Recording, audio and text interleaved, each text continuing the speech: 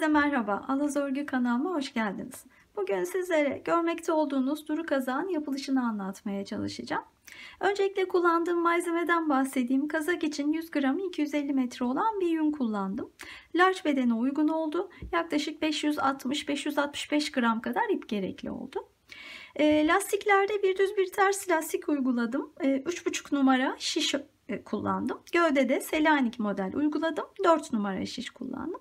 Kazağın tamamında misinalı şiş kullandığım için tek parça halinde ve dikişsiz bir şekilde örmüş oldum. Biraz ölçülerinden de bahsedeyim. Kazağın beden genişliği 56 cm oldu. Beden boyu yakadan etek lastiğine kadar 52 cm, kol boyu kol altından yine bilek lastiğine kadar 43 cm oldu. Bu ölçüsüyle large beden için uygun bir kazak olmuş oldu. Kazağa yakadan başladım. Yakayı ördükten sonra roba artışlarıyla devam ettim. Arkasından önce gövdeyi ördüm. Son olarak da kolları örerek tek parça halinde tamamlamış oldum. Kazağa yakadan başladım. Ben yakanın biraz daha dik ve dar durması için 100 ilmekle başladım. Siz daha geniş durmasını arzu ederseniz bu ilmek sayısını biraz daha artırabilirsiniz. Bunun için şöyle olabilir. Bir tık daha geniş olması için ön ve arkaya ikişer ilmek, kollara birer ilmek artırırsanız, yani toplam 6 ilmek artırıp 106 ilmek başlarsanız biraz daha geniş olur. Ya da bir tık daha genişletirsiniz. Ön ve arkaya 4'er, kollara ikişer ilmek verirsiniz. 12 ilmek artar. 112 ilmekle başlarsınız ve biraz daha geniş bir yaka olmuş olur. Yine videonun içinde bahsettim. Ben başlangıçta small ya da medium beden olarak planlamıştım ama Selanik modelinin doğası gereği genişleyen bir model large bedene uygun oldu. Bu da roba artışlarının bir miktar fazla olmasından oldu. Siz dilerseniz roba artış sayısını daha az tutarak small beden ve medium beden kazaklar örmeniz mümkün. Tavsiyelerimi de yine video içerisinde paylaştım. Bunun dışında Selanik model öğrenenler bilir. Düz örgüye göre biraz daha zor uzayan, büyüyen bir model. O nedenle oldukça emekli bir kazak oldu. Ama açıkçası sonuca baktığımda bütün o emeğe değdiğini düşünüyorum. Umarım sizler de beğenmişsinizdir ve yapmayı arzu edersiniz. O zaman böyle bir giriş yaptıktan sonra birlikte yapılışına başlayabiliriz. Kazak için 100 gram 250 metre olan bir yün kullanacağım. Şiş numaram lastiklerde 3,5 milim, gövde kısmında 4 milim olacak. Misinalı şiş kullanacağım dikişsiz olabilmesi için kazağın. Başlangıç ilmek sayısını nasıl hesaplayacağız? Kısaca ona değineyim. Öncelikle baş çevresi 56 cm olan biri için örüyorum. Şimdi bakın şöyle bir deneme yaptım öncesinde. Normalde 56 santimetreye göre hesaplama yaparsak bakın bu kazağın şöyle yaka kısmı bir düz bir ters lastik, gövde kısmı da Selanik örgü olacak. Dolayısıyla her ikisi de esnek örgüler. Bakın şöyle bir esneme payı var. Eğer baş çevresini ölçtüğünüz değerden yaparsanız bakın şöyle daha geniş bir yaka olacaktır. Daha açık bir yaka olacaktır. Şimdi ben dediğim gibi bu örgülerin esneme özelliği olduğu için hem lastiğin hem de Selanik örgünün ben yaka kısmını giyildiğinde daha böyle sarsın, giyip çıkarırken esnesin ama giyildiğinde daha toplasın şeklinde durmasını istediğim için bir yaklaşık %15-%20 kadar bu baş çevresinden daha küçük değer üzerinden başlıyorum hesaplamaya. Dolayısıyla bir %20 kadar eksilttim 56 santimi, 45 santimetre buldum. Yani dolayısıyla baş çevresi 45 santime göre bir hesap yapacağım. Esneme payıyla o 55-56 santimetre zaten olacaktır giyerken. Daha önce baş çevresinin ve başlangıç ilmek sayısının ve sonrasında da bu roba sayılarının hesaplandığı bir video paylaşmıştım yuvarlak yaka için. O videoyu sağ üst köşeye ve videonun altındaki açıklamalar kısmına ekleyeceğim. Öncelikle o videoyu izlerseniz burada yaptığımız işlemi çok daha iyi anlayacaksınız. Şimdi ipi kullanarak, öreceğim ipi ve 4 numara şişi kullanarak öncelikle şöyle bir numune bir deneme örgüsü ördüm. Bakın. Önce bir düz bir ters lastikle başladım. Üstüne biraz düz ördüm. Arkasından da kullanacağım Selanik örgü modelini ördüm. Şimdi yaklaşık 29-30 ilmek var şu an bu şişte. Bu örgünün üzerinde bakın 10 santimetreyi ölçtüm. Elime bir cetvel ya da mezru alıp 10 santimetreyi ölçtüm ve 10 santimetre içerisindeki ilmek sayısını saydım. Bu değeri 22 ilmek olarak buldum. Şimdi normalde iplerin üzerinde de buna benzer bilgiler paylaşılır. Bakın her ipte şöyle üzerinde 10 santimetre 10 santimetre bir kare için kaç ilmek ve kaç sıra gerekli olduğu bilgisi paylaşılır. Oradan da faydalanabilirsiniz ama oradaki değerler elinizin örgü sıkılığına ya da kullandığınız şişe göre bir ya da iki ilmek kadar fark edebilir. En ideal ve hassas sonuç için bu şekilde kendi deneme örgünüzü yapmanızı tavsiye ederim. Ben buradan 10 santimetrenin içerisindeki ilmek sayısını 22 ilmek olarak buldum. Şimdi bunu kullanarak neydi yapmak istediğim baş çevresi? 45 santimetreydi. Şöyle bir hesap yapıyorum. 10 santimetrede 22 ilmek varsa 45 santimetrede kaç ilmek gerekir? Buradan 99 ilmek buldum. Gerekli ilmek sayısını. Onu 100 ilmeğe yuvarladım ve 100 ilmek olarak örgüye başlayacağım. Dediğim gibi o paylaştığım videoda bu başlangıç ilmek sayısına göre ayrımların nasıl yapılacağını da detaylı bir şekilde anlatmıştım. Kısaca değinerek geçeceğim. 100 ilmekle başlarsam orada yaptığım hesap yöntemine göre hesapladığımda arka 31, ön 31, kollar 15 ilmek olarak çıktı. Ama bu hesaplamada reglanları 2 ilmek olarak almıştım. Şimdi normalde şöyle düşünün. Dediğim gibi 15 ilmek çıkmıştı bu kol kısmı. Reglanlar 2 ilmekti.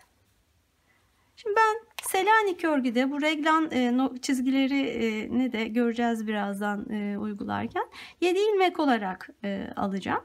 Dolayısıyla bu 7 ilmeği 2 ilmeği 7 ilmeğe tamamlamak için gereken 5 ilmeği bu kolun ilmeklerinden alıyorum. Yani koldan 5 ilmek bu reglana, 5 ilmek de bu reglana verdim.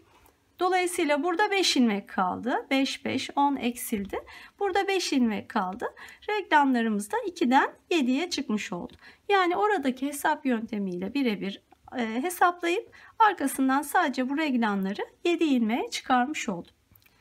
Şimdi bunun sonucunda dediğim gibi ön ve arka, bakın burası arka, burası ön. Ön ve arka ilmek sayımız 31. Kollar 5 ilmek. Reglan bölgelerimizde bakın her biri 7'şer ilmek. Şimdi buradaki püf nokta, dikkat etmemiz gereken bir nokta, Selanik modeli uygulayacağız.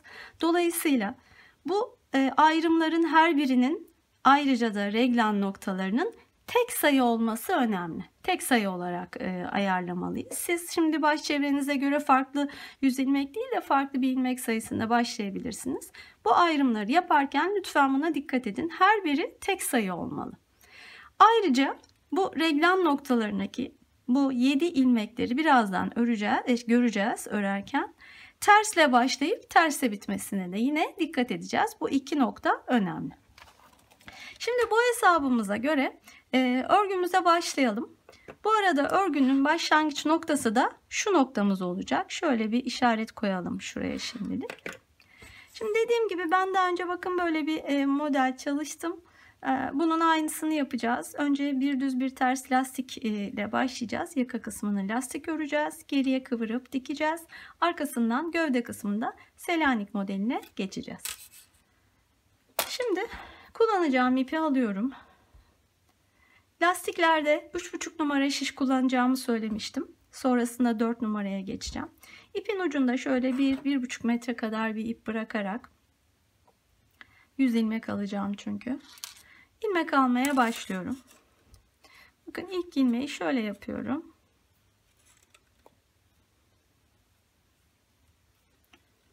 Şu an elimde 3,5 numara 40 santim misinalı şiş var. Dediğim gibi yaka dikişsiz olacak. Bakın yuvarlak ve hiç dikiş yok. Bu şekilde öreceğiz yakayı. Dolayısıyla misinalı şiş kullanmamız gerekiyor.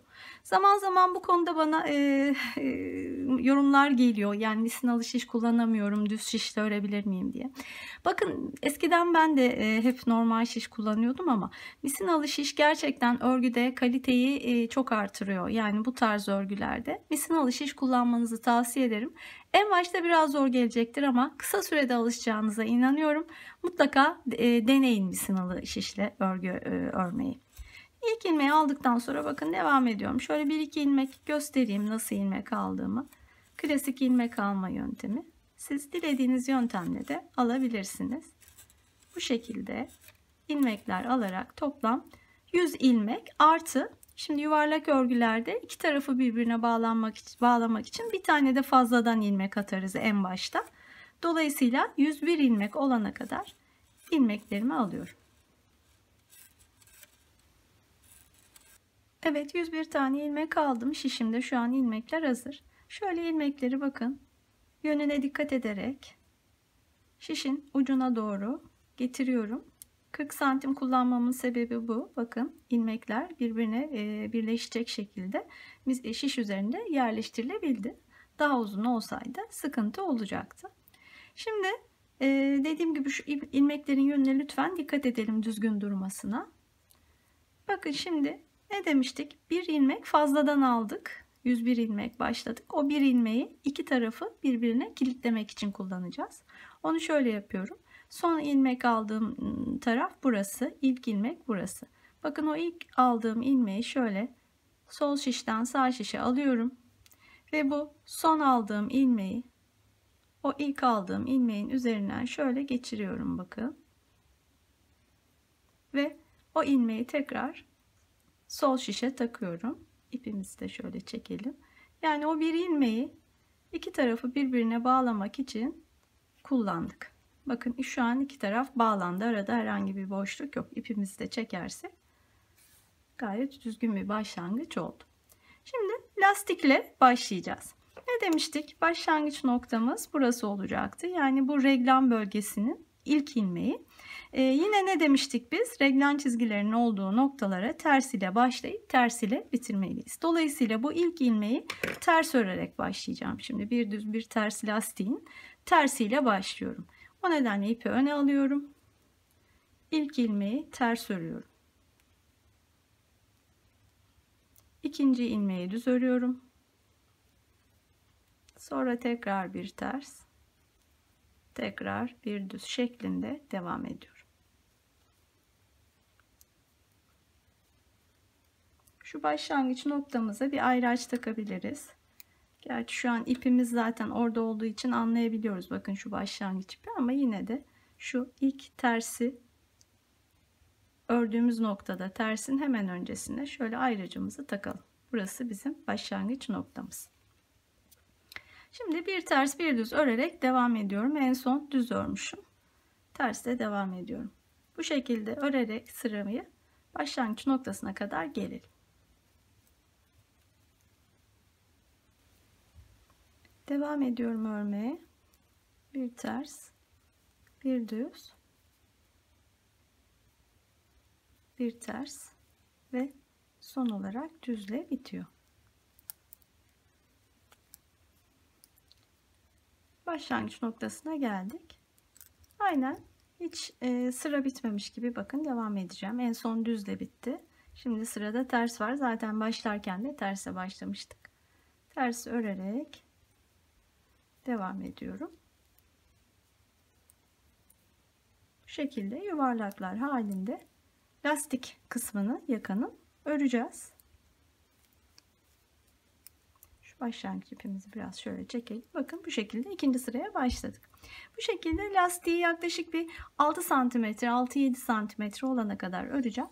Ondan sonra tekrar birlikte devam edeceğiz.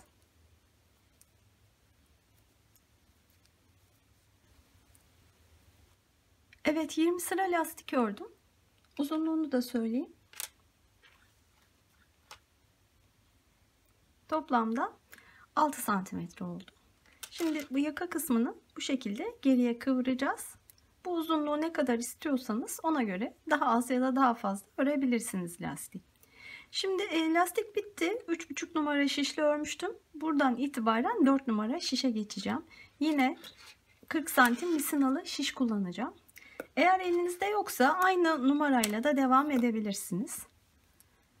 Şimdi başlangıç noktasındayım. Ayracın olduğu noktada bakın.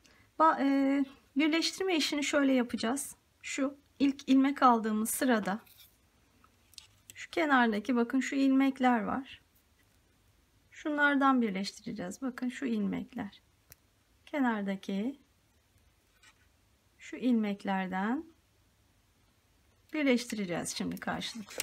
Onun için şu an takip ediyorum olduğum noktayı. Bakın ters ilmekteyim. Zaten bir ters ilmekle başlamıştım. O ters ilmeği takip ediyorum. Zaten şu başlangıç ipimin olduğu nokta. Şöyle çevirdiğimde o nokta bakın burası. Öncelikle şu ipten görüyorum zaten. Şimdi 4 numara şişi elime alıyorum ve şöyle yapacağım. İlk bu başlangıç ipinin olduğu noktadan ilk ilmeği alıyorum. Şu ilmek bakın. Bunu şişe takıyorum ve iki ilmeği birlikte düz örerek, yani o ilmeğin karşısındaki bu ilk ters ilmekle ikisini birlikte düz örerek alıyorum. Sonra sırada bakın düz ilmek var. Buradan da o düz ilmeği takip ediyorum. Hemen bu ipin takılı olduğu ters ilmeğin yanındaki düz ilmek. O ilmeğin üzerindeki bakın yine bitiş noktasındaki şu ipi alıyorum. Şişe takıyorum.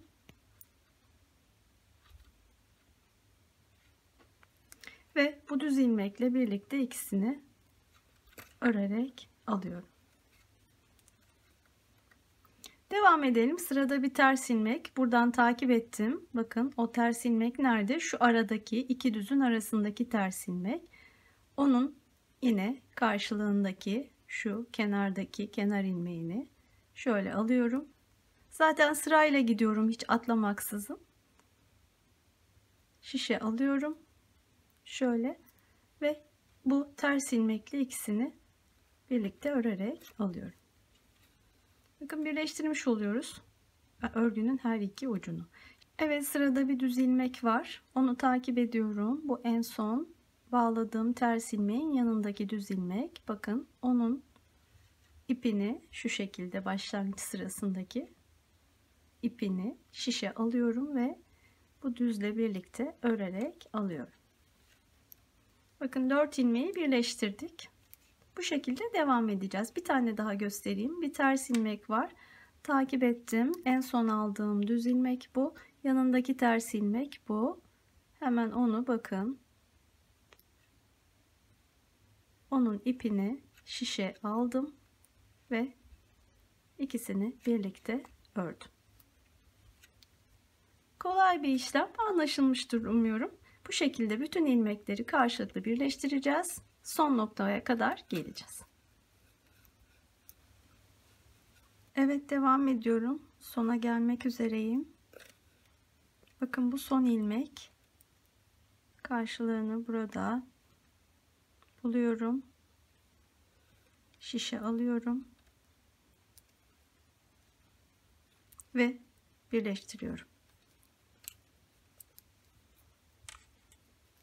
Bakın 3,5 numara şişimiz boşa çıktı şimdi. Onu kaldırıyorum. Şu an örgüde 4 numaralı şiş takılı ve bakın her iki ucu örgünün birleşti. Önden düz örerek birleştirdik. Arkada ters görünüyor.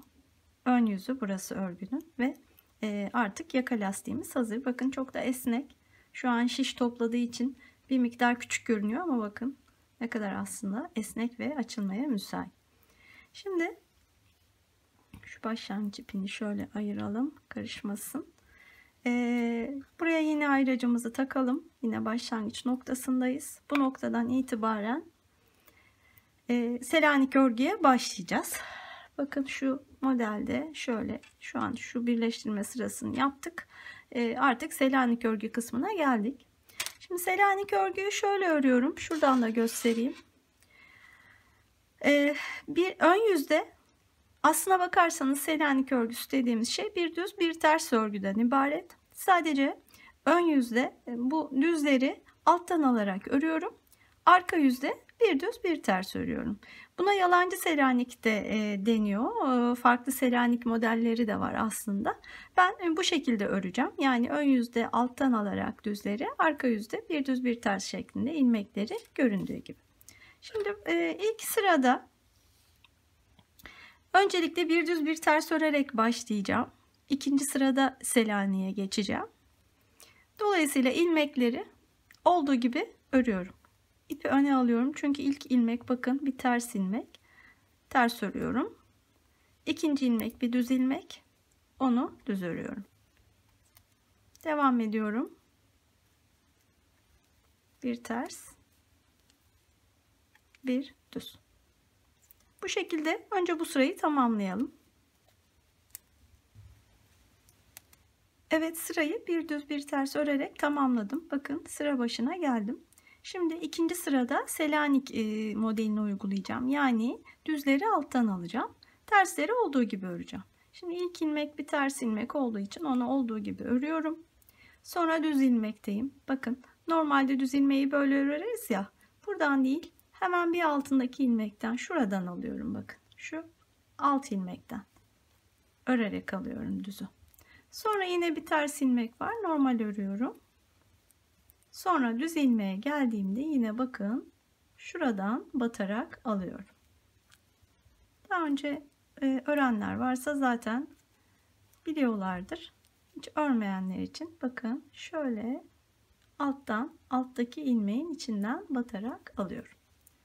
Bu sırayı da bu şekilde tamamlayalım. Tersleri ters, düzleri bir alt sıradan batarak alıyoruz. Evet, ikinci sırayı da tamamladım. Böylece Selanik örgünün iki sırasını tamamlamış olduk. Bundan sonra hep bu iki sıranın tekrar şeklinde Selanik örmeye devam edeceğiz. Yani bir sırada normal bir düz bir ters lastik gibi öreceğiz. İkinci sırada tersleri normal örerken düzleri alttan alarak öreceğiz. Şimdi bu sırayla birlikte artık roba artışlarına da başlayacağız. Onun için öncelikle şu çizimimizde belirlediğimiz bakın ön, arka, kollar ve reglan noktaları, bunları ayrı açılarla bir işaretleyelim. Şu an başlangıç noktasındayım. Yani şu noktayı başlangıç noktası olarak kabul ettik. Yani arkayla kol arasındaki reglan çizgisinin başladığı noktayı. Şimdi bu aralıklarımız bakın 7 ilmek olacak demiştik ve ters ilmekle başlıyor. Ona dikkat edelim lütfen. Şimdilik şöyle alayım düşmesin. Bakın buradan itibaren 7 ilmeği sayacağım ki ters ilmek ilk ilmeğim. 1, 2, 3, 4, 5, 6 ve 7. Tersle başladı, tersle bitti. Bu 7 ilmeğin bitimine buraya bir tane ayraç takıyorum. Şimdi ayraçları aynı renk kullanacağım ki bakın şu bölgeleri takip etmemiz kolay olsun. Her birinde her reglan çizgisi için farklı renk kullanacağım. Şimdi bu 7 ilmeği işaretlemiş olduk. Sonra devam ediyorum. Bakın 5 tane kola ait ilmekler var sırada. Sayıyorum. 1, 2, 3, 4, 5. Şu nokta, buraya farklı bir renkte mesela mavi ile ilk ayracı yerleştiriyorum. Yani şu noktamız, arada 7 ilmeğimiz var. İkinci ayracımız. Hemen sayıyorum. 2, 4 ve 7. Yine bakın dikkat ederseniz ters ilmekle başladık. Ters ilmekle bitti. Reglan çizgilerinin hepsinin böyle olması gerekiyor. Daha önce ifade etmiştim. Şimdi burayı da ayarladık. Devam edelim. 31 ilmek sayıyorum ön için.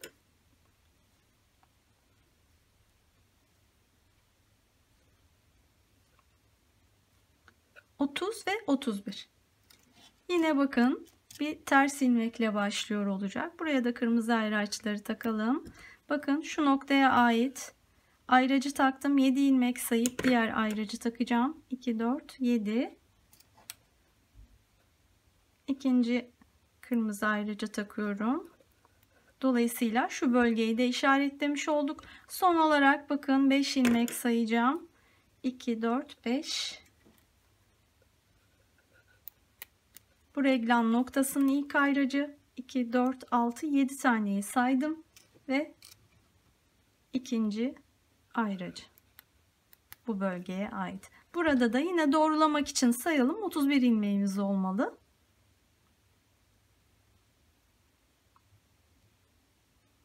Evet, 31 tane ilmek. Şimdi bakın, şu çizime göre örgümüz bu şekilde duruyor. Yine şu ayraç da şurada olacağını düşünelim. Pembe ayraç başlangıç noktamız ve şu reglen çizgisini işaret ediyor bize. Mavi ayraçlar şu bölgeyi işaret ediyor. Kırmızı ayraçlar bakın şu bölgeyi, sarı ayraçlar şu bölgeyi. Şimdi bu şekilde bölgeleri ayırdıktan sonra artık artışlara başlayalım. Şimdi artışları, klasik reglen örgüleri bilenler bileceklerdir, hatırlayacaklardır. Artışları bakın bu reglen noktalarının önce ve sonralarında yapıyoruz. Her sırada, daha doğrusu artırma yaptığımız her sırada, öyle söyleyeyim. Bakın bu reglen noktalarının öncesinde ve sonrasında artırma yapıyoruz. Ve bu işlemi 2 sırada bir yapıyoruz. Şimdi bu sırada artışa başlayacağım. Bu arada Selanik modelimizin en son alttan alma sırasını ördük. Dolayısıyla şu an bu sırada bir düz bir ters sırasındayım. Bunu kural haline getirelim. Artış yaptığımız sıralar Selanik'in bir düz bir ters sıraları olacak. Arada artış yapmadan öreceğimiz sıralarda ise Selanik modelini alttan alarak öreceğimiz sıralar olarak uygulayacağız. Bunu örgümüz boyunca böyle devam edelim. Hem modelimizin bozulmaması hem de artışların düzgün devam etmesi için. Şimdi dediğim gibi bu artış sıramız. İlk artışı yapacağım. Gizli artışı yapıyorum. En basit haliyle bakın şöyle parmağımla ipi dolayıp şişe takıyorum. Ve bakın bir tane ilmek arttırdım. Şu reglen çizgisinin hemen başında. Ayracı alıyorum. Bu arada bu ayraçlar arasındaki 7 ilmeklerimiz hep sabit kalacak. Dolayısıyla artışları bu ayraçların öncesinde ve sonrasında yapacağız. Buna dikkat edelim. Bu bölgelerimiz kaymasın ve yeri bozulmasın. Şimdi ayraçtan önce yaptırdım artırışı. Ayracı bu tarafa aldım. Şimdi ilmekleri olduğu gibi, yani tersleri ters, düzleri düz olarak örüyorum. Tersle başladım. Düzle devam ediyorum.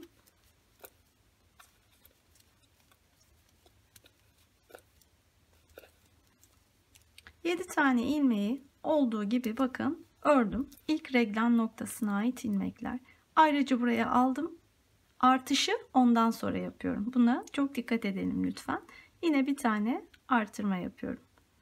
Şimdi ne yaptık? Bakın şu reglen çizgisinin hemen öncesinde ve hemen sonrasında birer tane ilmek artırdık. Devam ediyorum. Aradaki kola ait 5 tane ilmeği örüyorum. Yine oldukları gibi. Düzleri düz, tersleri ters. İlk ilmek bir düzmüş. Düzle başlıyorum.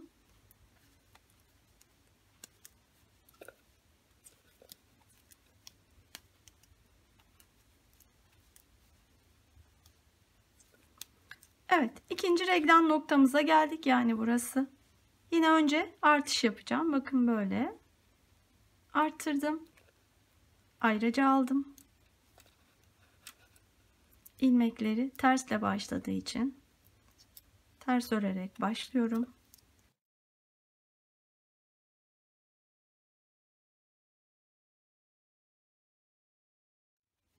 Yedi tane ilmeği ördüm. Ayrıca aldım ve ayrıca aldıktan sonra artış yapıyorum. Bu reglen bölgesinin önce ve sonrasında da, yani şu iki artışları da yapmış olduk. Şimdi devam ediyorum. Öne ait 31 ilmeği yine oldukları gibi öreceğim.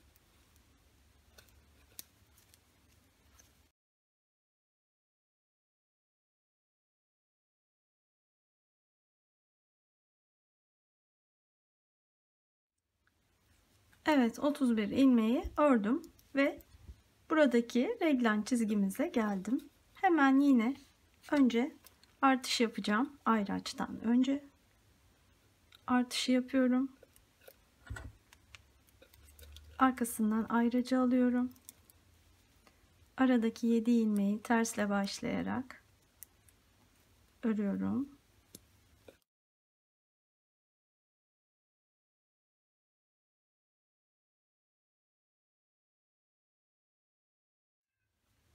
7 ilmeği ördüm. Ayracı geçirip sonrasındaki artışı yapıyorum. Yani bakın şu iki artırmayı da yapmış olduk. Devam ediyorum. 5 ilmekten sonra son reglan noktasına geleceğim.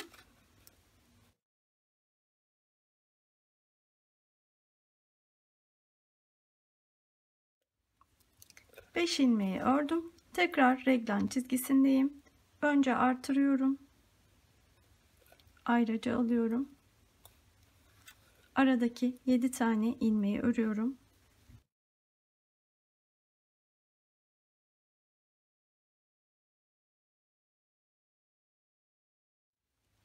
Tekrar ayracı alıyorum ve sonrasındaki artışı yapıyorum. Bakın bu iki artışı da yapmış olduk. Şimdi arada 31 tane ilmeğimiz var arkaya ait ve başlangıç noktasına geliyoruz.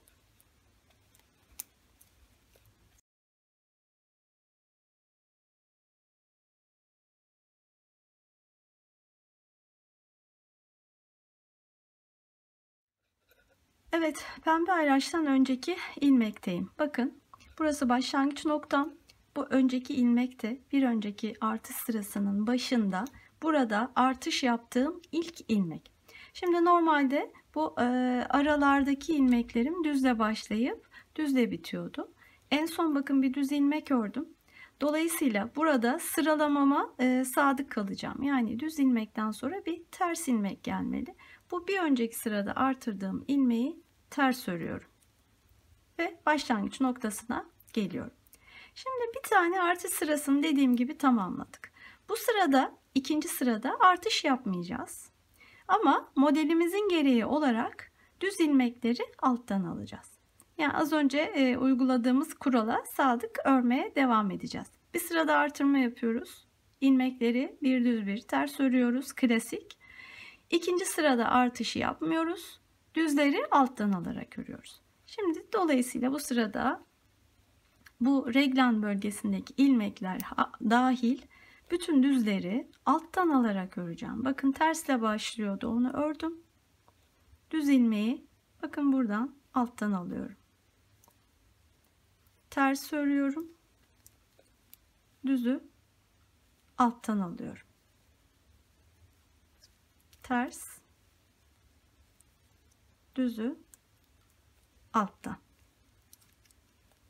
Son olarak tersle ilk reglan çizgisini tamamladım. Yani şu nokta bitti. Devam ediyorum.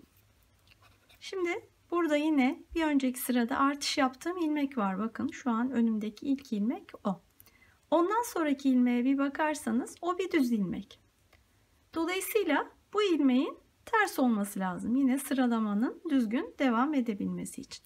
Bu ilmeği ters olarak örüyorum şimdi.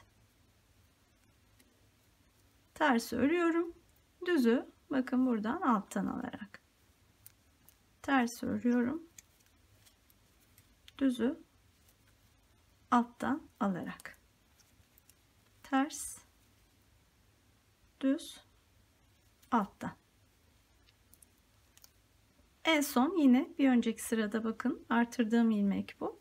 Onu da ters örerek bu kol ilmeklerini tamamlayıp ikinci reglan noktasına geliyorum. Şimdi burada yine aynı işlemi yapacağım. Tersleri öreceğim. Düzler altta.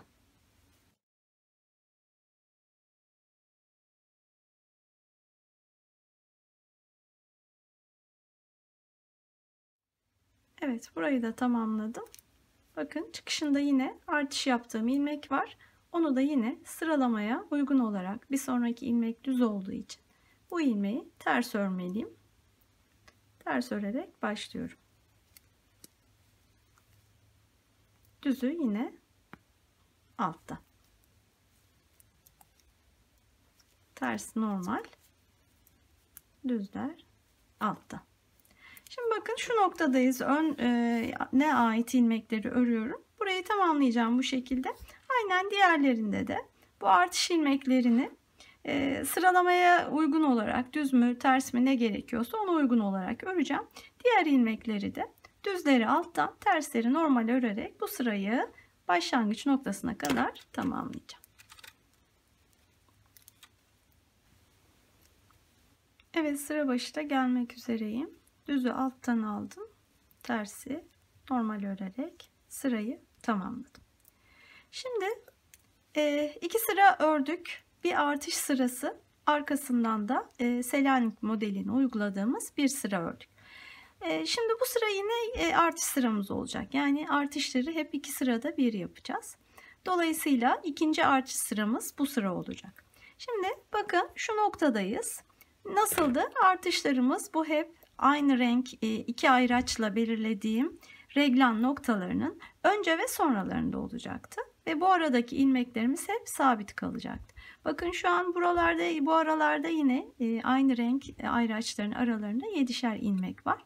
Oysa ki diğer aralarda, yani mesela şu kolda ilk 5 ile başlamıştık ama şu an sayalım 2, 4, 7 tane ilmek oldu. Çünkü birer tane artırdık ilk artış sırasında. Bu sırada yine bir artış sıramız olacak. Aynen bu aralardaki, yani kol ilmekleri ve ön ve arka ilmekleri her artış sırasında 2'şer ilmek artacak. Ama sayılara takılmamıza gerek yok. Biz sadece nerede artış yapacağımıza dikkat edelim. Oralara geldiğimizde artışlarımızı yapalım. Şimdi artış sırasına başlıyorum. Ayracın başındayım. Artışları ayraçtan önce yapıyoruz önce. Artışımı yapıyorum. Ayracı alıp aradaki ilmeklere başlıyorum. Artış yaptığımız sıralarda Selanik modelinin bir düz bir ters sıralarını uyguluyorduk. Dolayısıyla alttan almıyoruz bu sırada. Normal örüyoruz düzleri de.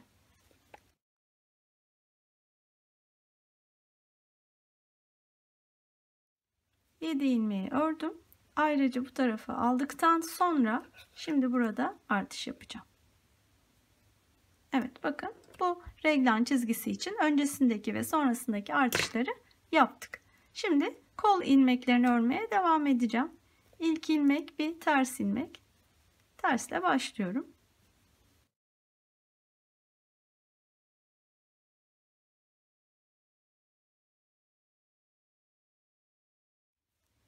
Evet, bir düz bir ters örerek tekrar reglan noktasına geldim. Şimdi burada önce bir artış yapıyorum. Bu artışları sıkı tutalım, gevşek olmasın. Sonra ayrıca alıp reglan ilmeklerini örüyorum, 7 tane.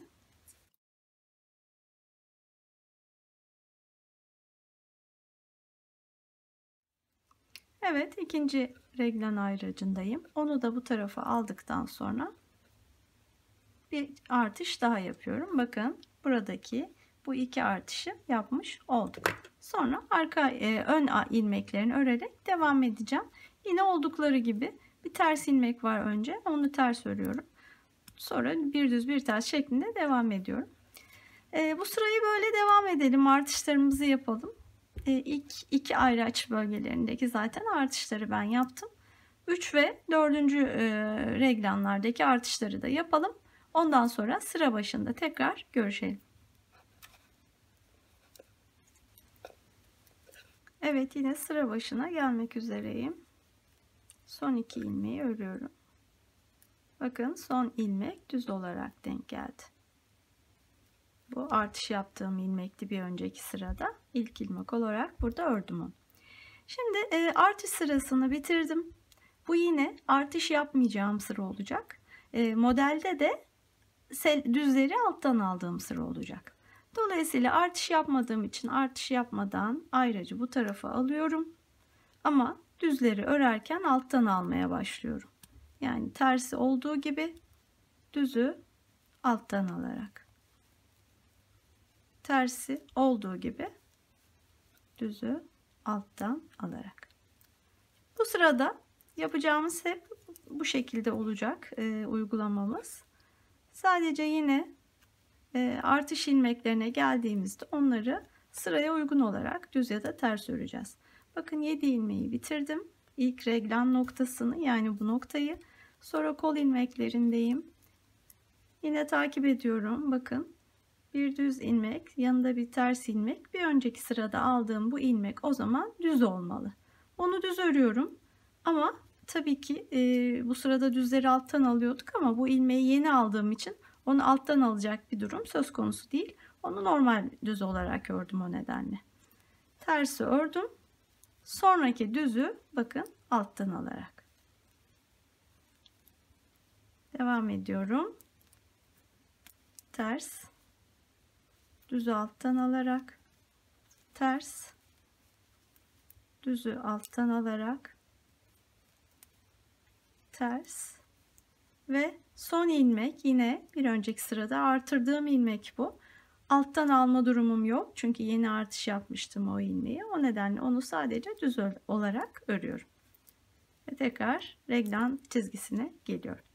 Evet, bu sırada da bu uygulamaya devam edeceğiz. Sadece düzleri alttan alıyoruz. Onun dışında ilmekleri olduğu gibi örüyoruz.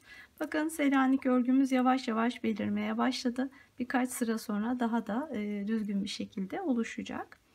Bundan sonraki uygulamamız robanın sonuna kadar bu son 2 sıranın tekrar şeklinde devam edecek. Bir sıra artıracağız. Normal bir düz bir ters lastik örerek. Bir sonraki sırada artış yapmayacağız ama düz ilmekleri alttan alacağız. Bunun tekrar şeklinde robayı büyütmeye devam edeceğiz. Evet, kazağın roba kısmını tamamladım.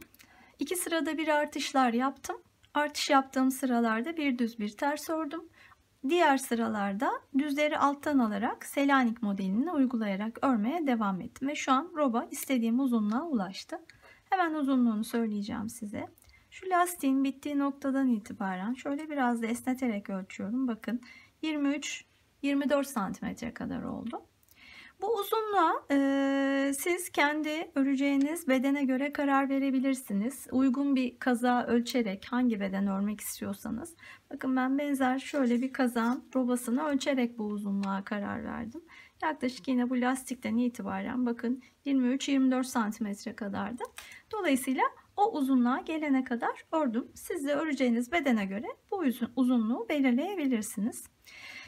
Buraya gelene kadar toplamda 40 kere artış yaptım. Her artırmada 8 ilmek arttığı için toplamda 320 ilmek arttı.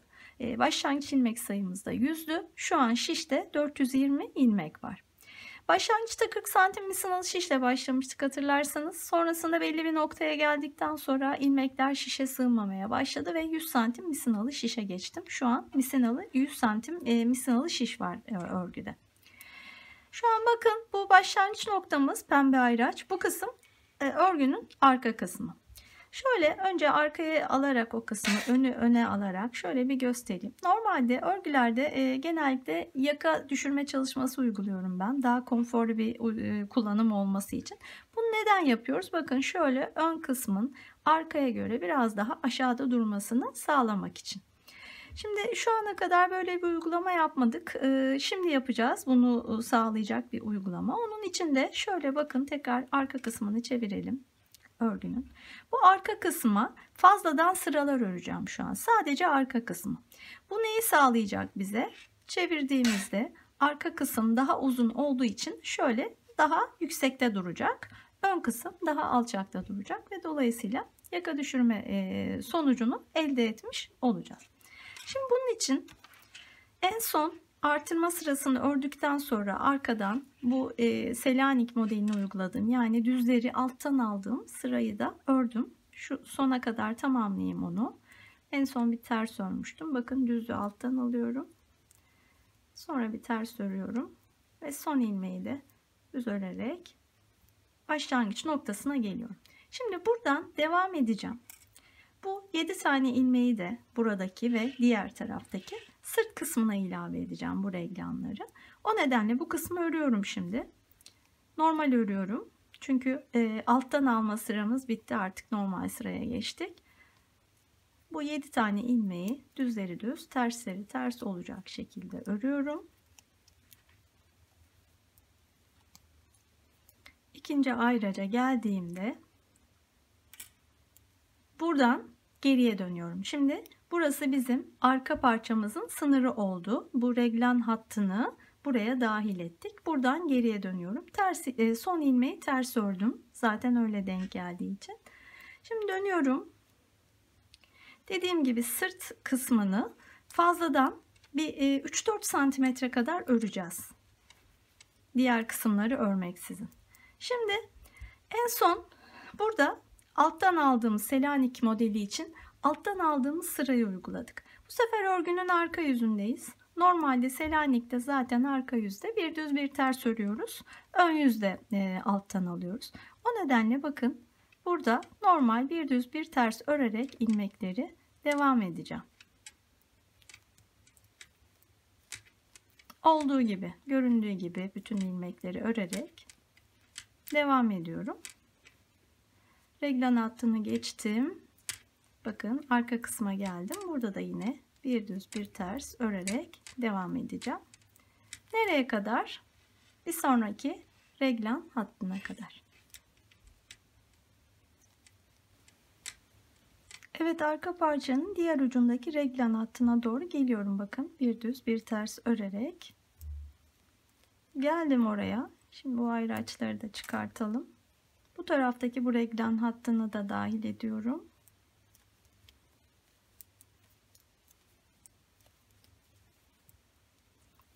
Son ilmeği geldim, bakın son ilmeğe düz ilmek ama kenar ilmek olduğu için onu ters olarak örüyorum.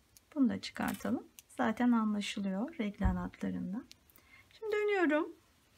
Tekrar bakın bu ara artık şu bir önceki reglan hattından bu diğer reglan hattına kadar, yani onlar da dahil, şu aradaki ilmekler arkaya ait ilmekler. Şimdi bir sıra fazladan ördüm bu ilmekleri, devam edeceğim bu şekilde. Şimdi ön yüze geçtik.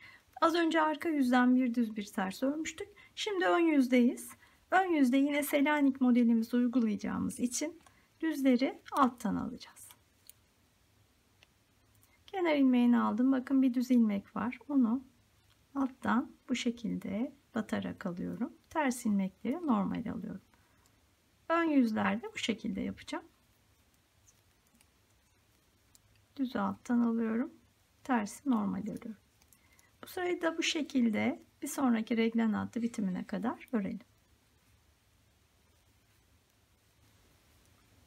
Evet, sona geliyorum. Bakın son 3 ilmek. Onları da örüyorum. Düzü alttan alarak. Son ilmekte yine bir ters ilmek ve zaten bakın burada anlaşılıyor boşluktan. Zaten reglan hattının da sonuna geldim.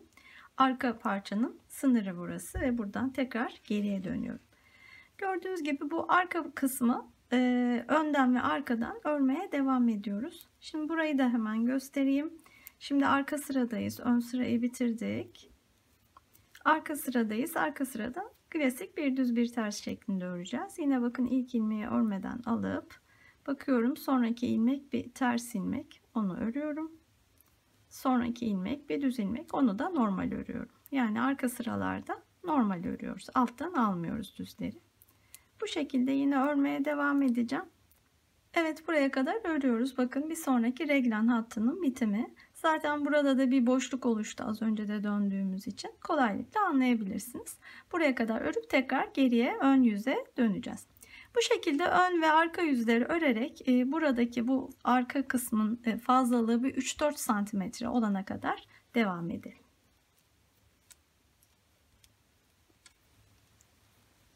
Evet, kazağın arkasına ait ilmekleri örmeye devam ettim. Bakın bu kadar fazladan örmüş oldum arka parçayı. Kaç santimetre olduğunu da söyleyeyim size. Yaklaşık 3,5-4 santimetreye yakın. Şimdi bu kadar yeterli olacaktır. Artık bu noktada kolları ayırıp ön ve arka parçayı birleştirerek gövdeyi örmeye devam edeceğiz. Şimdi bunun için ön yüzdeyim. Öncelikle bizim başlangıç noktamız, hatırlarsanız bu arkanın bitimindeki reglan hattıydı. Bu ön yüzden oraya kadar öncelikle örerek devam edeceğim. O noktaya geleceğim. Modeli uygulamaya da devam ediyorum. Ön yüzde olduğum için bakın düz ilmekleri alttan alıyorum. Ters ilmekleri olduğu gibi örüyorum. Bu şekilde devam edelim. Son 2 ilmekteyim. Düzü alttan alarak örüyorum. Son ilmeği de ters örerek bitiriyorum. Şimdi bakın kol ilmeklerine geldik. Bu aradaki ilmekler, bir sonraki ayraca kadar olan ilmekler kol ilmekleri. Toplamda 85 tane ilmek var burada kol için. Arkadaki ilmek sayısını da söyleyeyim. 125 ilmek var orada da. Şimdi bu kol ilmeklerini ayıracağız. Bir iğne ile ipe geçireceğiz. İğneye bir ip parçası geçirdim ve bu ilmekleri şimdi bu ipe alacağım. Kollar bekleyecek. Önce gövdeyi öreceğiz çünkü. Bakın bu ilmeklerin hepsini şöyle iğne ile ipe geçiriyorum.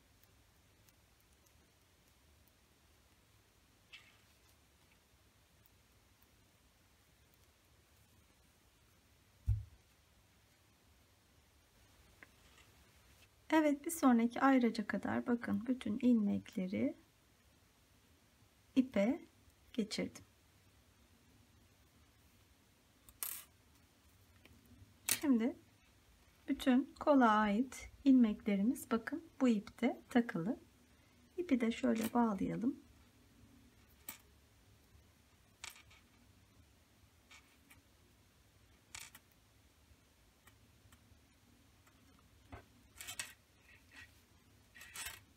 Bakın kolumuz bu şekilde oluştu. Daha sonrasında gövdeyi bitirdikten sonra bu ilmekleri tekrar şişe geçirip kolları öreceğiz. Şimdi burası arka parçamız, burası ön parça. İkisini birleştirerek devam edeceğim. Bu arada bu noktaya yine ayracımızı takalım. Bizim başlangıç noktamız olsun yine burası. Buradan itibaren şimdi bu iki tarafı birleştireceğim. Kol altından birleşecek. Ama buraya ilave birkaç ilmek almak istiyorum. Modelimizin bozulmaması için aradaki ilmek sayısının tek sayıda olması lazım. 3 olabilir, 5 olabilir, 7 olabilir. Gövdenin ne genişlikte olmasını istiyorsanız buraya tek sayıda ilmek alabilirsiniz. Ben 5 tane ilmek alacağım şimdi. Aynen yine daha önce artırmalarda yaptığımız gibi bakın şöyle parmağımla ipi çevirip şişe takarak ilmek alıyorum. Bir tane oldu. 2, toplam 5 tane ilmek alacağım. 3 oldu. İpi gergin tutuyorum burada. 4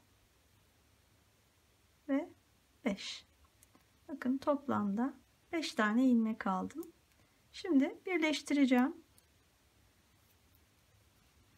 Dediğim gibi tek sayıda olursa düz ters sıralamamız bozulmadan devam edebiliriz. Olduğu gibi yine diğer taraftaki ilmekleri öreceğiz. Bu arada yine dikkat edeceğimiz bir nokta. Şimdi bu arkanın fazla sıralarını örmeye başlamadan önce bütün yuvarlağı örerken en son ördüğümüz sıra düzleri alttan aldığımız sıraydı. Onu şöyle de anlayabilirsiniz. Bakın arkadan bakarsanız şu önde düz olan ilmekler arkada ters olduğu için bakın bu ters ilmeklerde bakın ikişer tane ip var. Şöyle göstermeye çalışayım. Bakın ikişer tane. Çünkü alttan aldık o ilmekleri. Dolayısıyla ikişer ip var. Oradan anlayabilirsiniz en son o sırayı ördüğümüzü. Şimdi o zaman modele göre bu sıranın alttan almadan klasik bir düz bir ters örüleceği sıra olduğunu anlamış oluyoruz. Şimdi düz tersleri ters örerek o nedenle örmeye başlayacağım. İlk ilmek bir ters ilmek, ipi öne alıyorum ve biraz da sıkı tutarak ilk ilmeği örüyorum. Devam ediyorum. Bir sonraki ilmek düz, onu örüyorum. Normal örüyorum, alttan almıyorum. Sonra tekrar bir ters ilmek. Bir düz bir ters şeklinde devam ediyorum.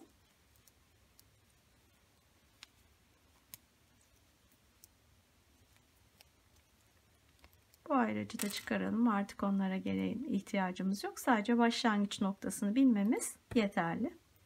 Şimdi devam ediyorum. Öne ait ilmeklerdeyim. En son bir ters örmüştüm. Düzle devam ediyorum. Bu işlemi bir sonraki reglan hattına kadar yapacağım.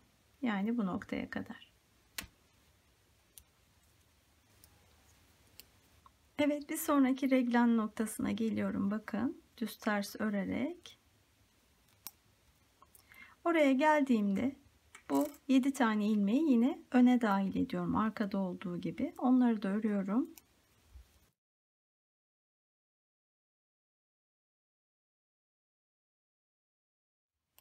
Evet.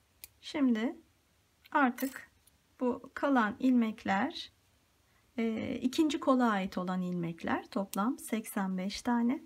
Şimdi onları yine bir ip parçasına geçireceğim.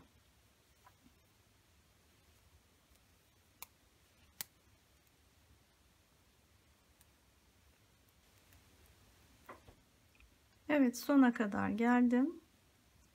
Onları da ipe geçirdim ve bakın bu arkanın daha fazla ördüğümüz sıraların başladığı noktasına kadar ilmekleri ipe almış oldum. Bunu da yine bağlayalım.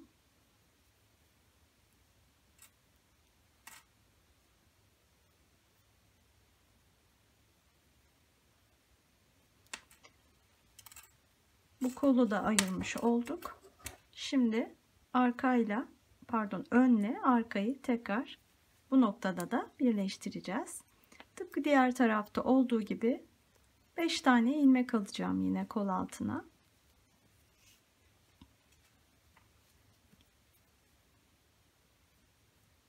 Bir, 2, 3, 4, 5. Toplam 5 tane ilmek aldım. Ve yine tekrar birleştireceğiz ön ve arkayı. İlk ilmek bir ters ilmek. Ters örerek alıyorum.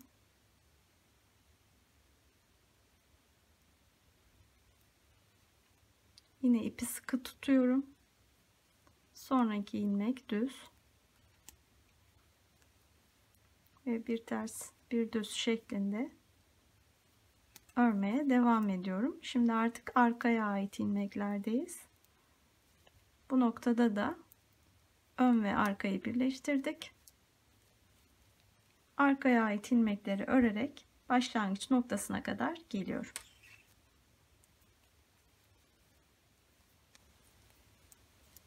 Evet, sıra başına geliyorum bakın. Son 2 ilmeği de örüyorum. Ve ayrıca geldim. Burası sıramızın başı. Şimdi bir düz bir ters sırasını tamamladık. Modele göre bu sırada artık düzleri alttan örmeliyiz. Şimdi bu arada artırdığım ilmeklerdeyim. En son bir ters ilmek ördüm. Düz ilmekle başlayacağım onları örmeye. Öncelikle onları normal örüyorum. Burada biraz dikkatli olalım. Yavaş ve dikkatli örersek iyi olur bu noktada. Bir tane düz ördüm. Sonra bir tane ters.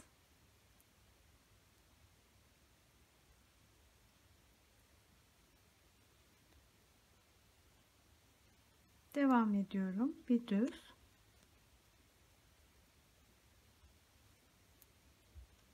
Bir ters. Son olarak bir düz. Evet, 5 ilmeği ördüm. Şimdi devam ediyorum. Sırada bir ters ilmek var. Onu da örüyorum. Ardından düz ilmek var. Dediğim gibi bu sıramız artık sıra başından itibaren düzleri alttan aldığımız sıra. Bu ilk 5 ilmekte tabii ki onu uygulayamadık ama buradan itibaren uygulamalıyız. Düz ilmeği bakın alttan alıyorum. Sonra ters örüyorum. Düzü alttan alıyorum. Ters örüyorum. Düzü alttan alıyorum. Evet, bu şekilde bir sıra bir düz bir ters, bir sıra düzleri alttan alarak normal bu Selanik modelimizi uygulayarak örmeye devam edeceğiz. Diğer kol altında da bu 5 ilmeği aynı şekilde düz ters sıralamaya uygun olarak öreceğim buraya geldiğinde ve bu kısımda tekrar birleşmiş ve örgüsü tamamlanmış olacak. Ve sonrasında da yuvarlaklar halinde sadece modeli uygulayarak sıra başından itibaren her sırada değiştirerek, modeli uygulayarak örmeye devam edeceğim. Artık bu kısımda başka bir detay yok. Gövdeyi istediğimiz uzunluğa gelene kadar bu şekilde öreceğiz. Lastik kısmında tekrar görüşeceğiz. Evet, kol altından sonra gövde kısmını örmeye devam ettim kazağın. Selanik modelini uygulayarak. Şu an ne kadar olduğunu söyleyeyim size. Bu kol altından itibaren ölçeceğim. Buradan itibaren hafif de şöyle esnetiyorum. Yaklaşık 25 santimetre oldu. Toplam uzunluğu söyleyeyim bir de. Bakın bu omuz kısmından itibaren yaklaşık 45-46 santimetre oldu. Ben bu ölçüleri bu model olarak kullandığım kazağın uzunluklarını ölçerek karar verdim. Benzer bir kazak bu da. Siz de bedeninizi ölçerek kendinize ya da bir kıyafetinizi ölçerek bu uzunlukları değiştirebilirsiniz. Çok uzun bir kazak yapmayacağım ben. Kısa olacak boyu. Siz dilerseniz daha uzun da tutabilirsiniz. Şimdi buradan itibaren artık lastiğe başlayacağım ben. Lastikte 3,5 numara şişe geçeceğim yine.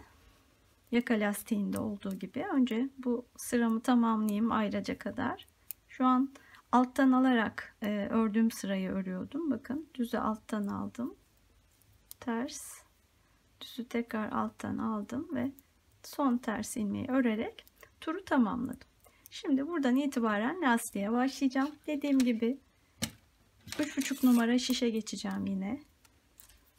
Lastiğin daha sıkı durmasını istiyorum. Bu da tercih meselesi tabii ki. 3,5 numara şişle lastiği örmeye başlıyorum. Bir düz bir ters öreceğim bütün ilmekleri. Artık Selanik örgümüz yok. Her sırada bir düz bir ters örerek lastiği istediğimiz uzunluğa gelene kadar örelim. 4-5 santimetre örmeyi planlıyorum. Yine ölçerek karar vereceğim ve bunu sizinle de paylaşacağım. Yuvarlaklar halinde lastiği örmeye devam edelim. Evet, etek lastiğini ördüm. Bakın uzunluğu yaklaşık 5 santimetre oldu. Siz dilediğiniz kadar lastiği örebilirsiniz. Şimdi ben burada keserek bitireceğim. Şöyle önce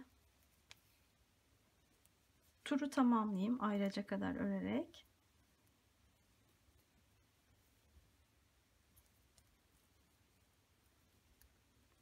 Evet, şimdi örerek keseceğim. Örerek kesme yönteminde ilmekleri olduğu gibi örüyoruz. Yani düz ilmekleri düz. Bakın ilk düz ilmeği düz ördüm. İkinci ilmek bir ters, onu da ters ördüm. İlk ilmeği ikinci ilmeğin üzerinden bu şekilde geçirerek kestim. Kesme yöntemimiz bu olacak. Sırada bir düz ilmek var. Düz örüyorum ve bir önceki ilmekle kesiyorum. Sırada bir ters ilmek var. Ters örüyorum. Bir önceki ilmekle kesiyorum. İlmekleri çok sıkı tutmamaya çalışalım. Gergin bir kesme olmasın. Şimdi düz ilmeği örüyorum. Yine bir önceki ilmekle kesiyorum. Ters ilmeği örüyorum. Bir önceki ilmekle kesiyorum. Bu şekilde bütün ilmeklerimizi keselim. Son 2 ilmekteyim.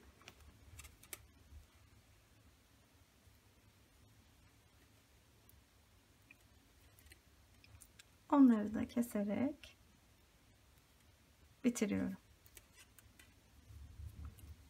Evet, burada şöyle ipimizi 4-5 santimetre kadar bırakıp keselim. Şimdi bu arada oluşan bu boşluğu yok edeceğiz. Bunun için bir tığ kullanacağım. Şöyle yapıyorum. Bir tığ alıyorum elime.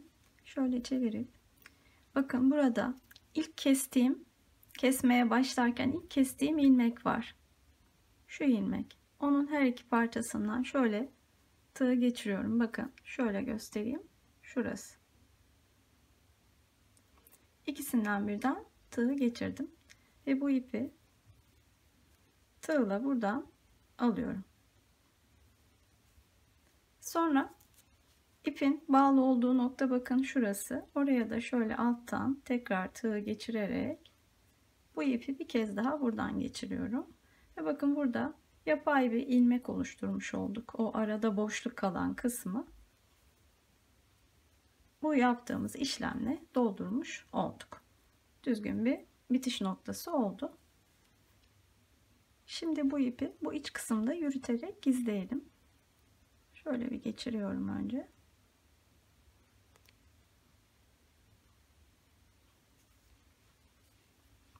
Şöyle yürüteceğim burada.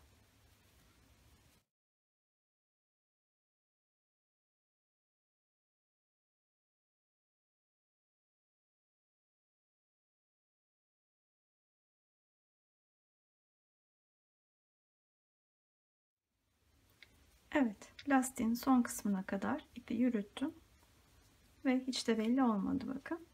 Bu kadar yeterli. Şöyle bakalım. Gerginliğini bu şekilde alıp kalan ipi keselim. Evet, böylece gövde kısmını bitirdik kazağın. Bu aşamadan sonra bir tek kollar kaldı. Bakın şöyle göstereyim bu etek kısmını.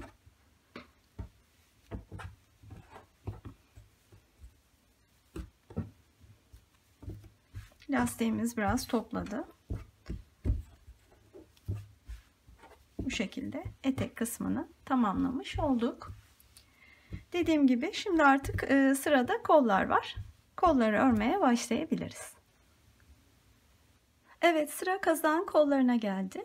Kolları da yine misinalı şişle yuvarlak olarak ve dikişsiz bir şekilde öreceğiz. Ben sağ kolu ördüm. Sol kolu birlikte öreceğiz ve nasıl örüleceğini size anlatacağım. Şimdi kazağın bu roba kısmında Selanik örgü normal örgüye göre daha az uzadığından bu uzunluğu sağlayabilmemiz için biraz fazladan artırma yapmamız gerekti. Bu da gövdenin ve kolun ilmek sayısının normalden daha fazla olması sonucunu doğurdu bize. İlmek sayısı biraz fazla olduğu için kolda bol bir kol başlangıcı oldu. O nedenle de çok sayıda kesmeler yaptım. Bu kesmeler zaten görünüyor aslına bakarsanız ama yine de daha iyi algılanması için ben işaretleyiciler taktım. Çok sayıda kesmemiz var. Ucunda da yine lastikle ve toplayacak bir şekilde daha ince şişle örerek kolu tamamladım. Dediğim gibi şimdi burada yaptığım bütün uygulamaları diğer kolda anlatacağım size. Birlikte yapıyor olacağız. Şimdi kol için ilmekler alacağız önce. Zaten bu kola ait ilmekler bir ipe almıştık ve burada duruyor, bekliyor bizi. Onun dışında şu kısımda bu arkanın yükseltisini yaptığımız kısım ve bu gövdeye ilave ettiğimiz ilmeklerden. Şimdi buralarda ilmek alacağız. Kalan ilmekleri de şişimize alıp bütün ilmeklerle birlikte kolumuzu örmeye başlayacağız. Evet, kol için ilmek almaya bakın bu kol altından başlayacağız. Burada gövdede 5 tane ilmek almıştık hatırlarsanız. Bakın şu düz ilmekle başlayan 1, 2, 3, 4, 5 tane ilmek vardı.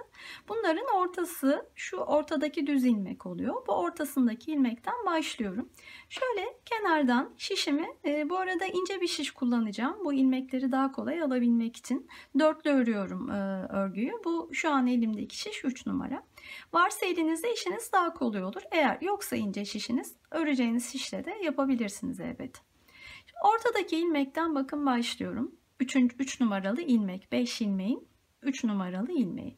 Şöyle şişimi geçirerek ilk ilmeği alıyorum.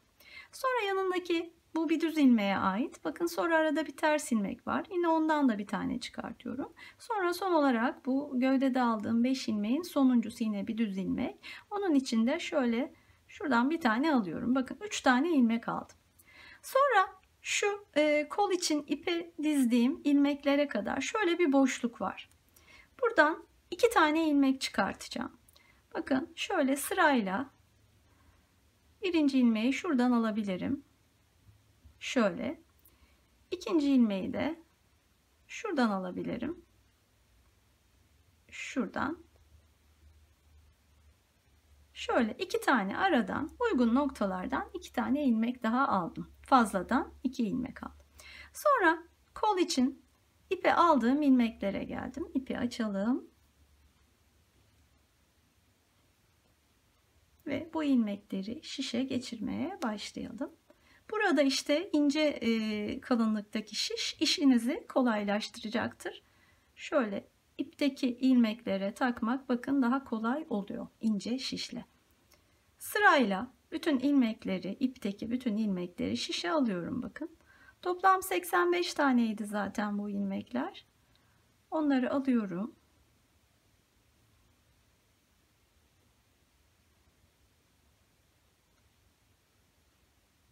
Bakın bu şekilde şişe geçiriyorum hepsini. Sonuna kadar geçirelim. Evet, ipte takılı olan ilmeklerin hepsini şişe aldım bakın. Sayısını sayıp emin olun lütfen hiç atlamadığınıza. Yoksa öbür türlü ipi çektiğinizde eğer herhangi bir ilmek unuttuysanız ve kaçarsa düzeltmeniz zor olacaktır. Şimdi toplam 85 tane ilmek ve artık bu ipi çıkartıyorum. İlmeklerimin hepsi bakın şişte. Şimdi bu 85 ilmeğin bitiminde, kola ait ilmeklerin bitiminde bakın şu arka kısımda fazladan ördüğümüz yakayı düşürmek için fazladan ördüğümüz kısma geldik.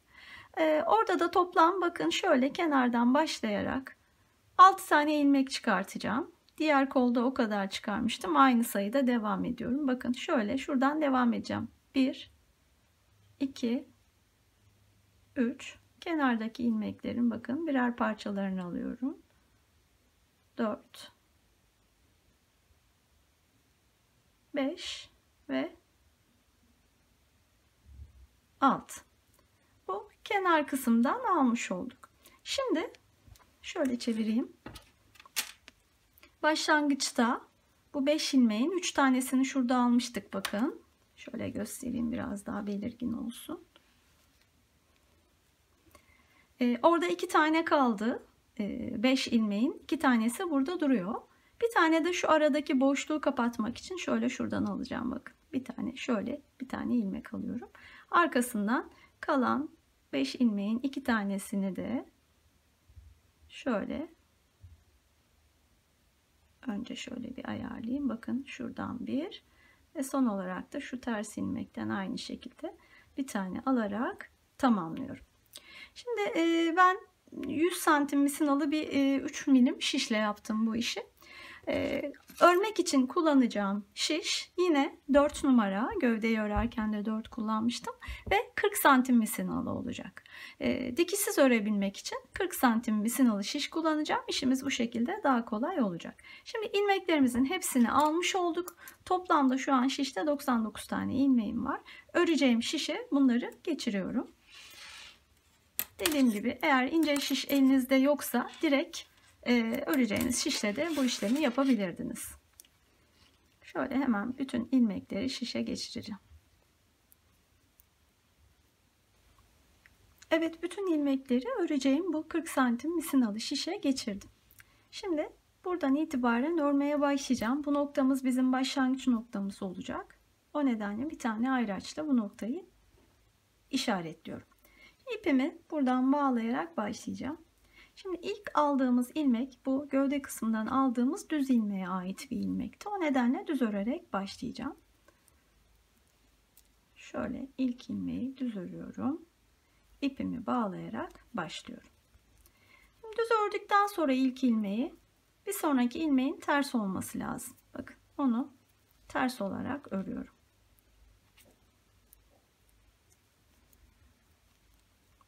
Sonra sırada yine bir düz ilmek gelmeli. Onu da örüyorum. Şu ipi de arkada yürüteyim biraz. Bu gövde kısmındaki 3 ilmeğe ait ilmekleri ördüm. Şimdi arada bir tane ilmek almıştık. Arkadan 85 ilmeğin başladığı noktaya geliyoruz. Şimdi en son bir düz ilmek ördüm. Burada düz ters sıralamasına dikkat etmemiz lazım. Ona göre bir kesme yapacağız. Düz ilmek ördüm. Bakın bu arada aldığım ilmekten sonra 85 ilmeğin ilk ilmeği de bakın bir ters ilmek. Sırayla sayarsak bakın düzdü, ters, düz, ters. Yani şu ilk ilmek bir ters ilmek. Burada en son düzle bitti. Dolayısıyla burada bir tane ters ilmek olmalı. Halbuki 2 tane ilmek var. Hem bu aradaki boşluğu kapatmak için hem de düz ters sıralamasını sağlamak için bu 2 ilmeği birlikte öreceğim. Düzde en son ters olarak öreceğim. Bakın bu 2 ilmeği şöyle birlikte alıyorum. Hem burası bir toparlanmış oluyor, boşluk oluşmuyor. hem de düz ters sıralamasını sağlamış oluyorum. Şimdi tersten sonra sırada yine düz ilmek var ve bunlar zaten koldan bu ipten geçirdiğim ilmekler. Onları düz ters sıralamasıyla oldukları gibi zaten görünüyor. Düzler düz, tersler ters olacak şekilde örüyorum. Bu arada şunu da ifade edeyim. En son bu kol kısmındaki ilmeklerimiz düzleri alttan aldığımız sıra olarak örülmüştü. O nedenle bu sırayı bir düz bir ters sırası örüyorum ki buradaki bu Selanik modelimiz bozulmasın. Yani en son robayı bitirdiğimiz sıranın düzleri alttan aldığımız sıra olması bu nedenle önemli. Devam ediyorum düz ters örerek bu 85 ilmeğin sonuna gelelim. Şimdi en son diğer tarafta da bir düzenlememiz var, onu göstereyim. Evet, bir düz bir ters şeklinde ilmekleri örmeye devam ettim. Bakın bu şu an şişteki ilmek, bu 85 ilmeğin sonuncu ilmeği. Bir sonraki ilmekte bu arkanın yükseltisi olan kısmından aldığım ilk ilmek. Şimdi bu arada yine bir boşluk olmaması için bu son ilmekle o 6 ilmeğin ilkini şöyle birlikte alıyorum. Düz ilmekti sıradaki. O nedenle düz örerek alıyorum. Sonra bu arka ilmeklerini sırayla yine örmeye devam ediyorum. Düz ördüm önce. Sonra bir tane ters öreceğim. Sonra düz. Sonra ters.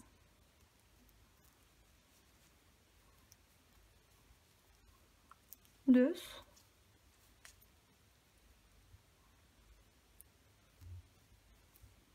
Şimdi ters öreceğim. Yine bakın. Burada bir kez daha birlikte almak istiyorum bu iki ilmeği. Yine bu arkadan aldığım 6 ilmeğin sonuncusu olan ilmekle arada aldığım ilmeği şöyle yine birlikte almak istiyorum. Şu sıralamaya da dikkat edelim. Düzle başlamıştık. Ayraçtan sonraki ilk sıra başındaki ilmeğimiz. Bu düz olduğu için bir sonraki buradaki ilmeğin ters olması lazım. Sonra düz ve ters. Yani bu arada bir tane zaten ilmek eksiltmem gerekiyordu. Düz ters sıralamasını sağlamak için. Onu da bu iki ilmeği birlikte alarak yapıyorum. Şimdi sizin ilmek sayınız farklı olabilir.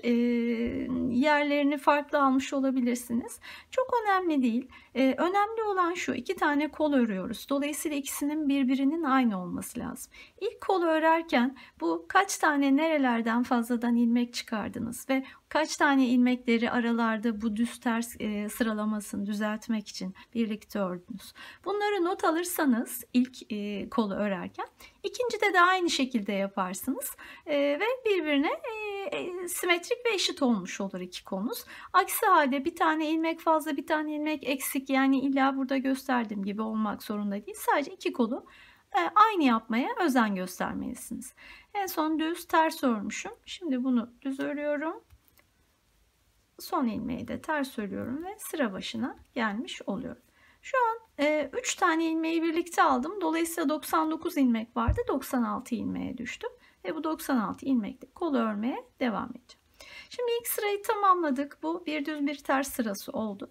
Bir sonraki sıra artık bizim Selanik modelimizi uygulayabilmemiz için düzleri alttan aldığımız sıra olacak. Şimdi bakın, ilk ilmeğim bir düz ilmek ama şu kısımdaki ilmekler henüz yeni buradan ilmek çıkartarak ördüğüm için alttan alamıyorum. Bakın zaten yeni başladığım bir noktadayım. O nedenle bunları almayacağım. Sadece şu alt kısımdaki ilmekleri, ama diğer ilmekleri alttan alarak öreceğim. Şimdi düzü normal ördüm, o nedenle kafanız karışmasın. Tersi ördüm. Bakıyorum, bu düzü alttan alabilir miyim? Bu da yine yeni çıkardığım bir ilmek. Bunu da almayacağım. Şimdi normal öreceğim sadece bu defalık. Arkasından diğer ilmekler zaten bakın, evet, koldan gelen ve devam eden ilmeklerimiz görünüyor zaten, bakın düz ilmek devam ediyor. Dolayısıyla bu ilmekleri artık alttan almaya başlayabilirim. Selanik modelini uygulamak için bakın alttan alıyorum.